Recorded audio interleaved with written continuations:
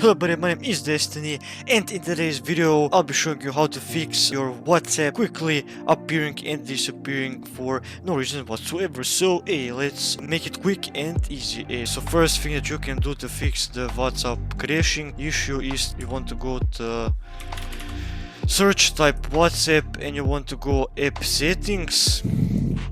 You want to scroll down until you see this reset option. So try to click on terminate and repair. So like click on repair and then it should, like, I don't know, fix the issue perhaps. Also what you can do is pretty much just reinstall WhatsApp.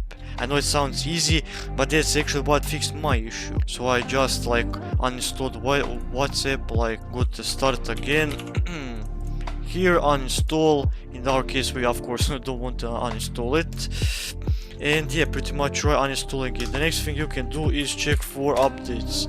So go to the store, click on WhatsApp, and make sure that like your WhatsApp is running on the latest version.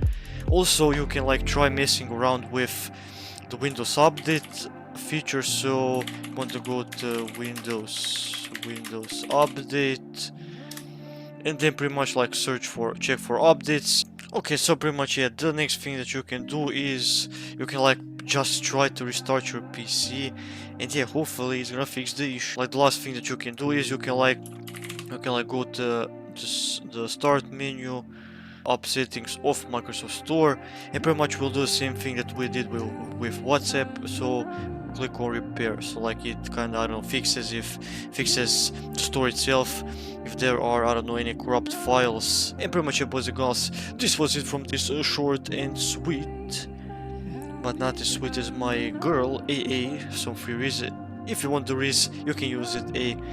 But yeah, this was it from this quick and easy tutorial. So yeah, drop a like, subscribe for more videos and tutorials, and I'm gonna see you next one. Bye.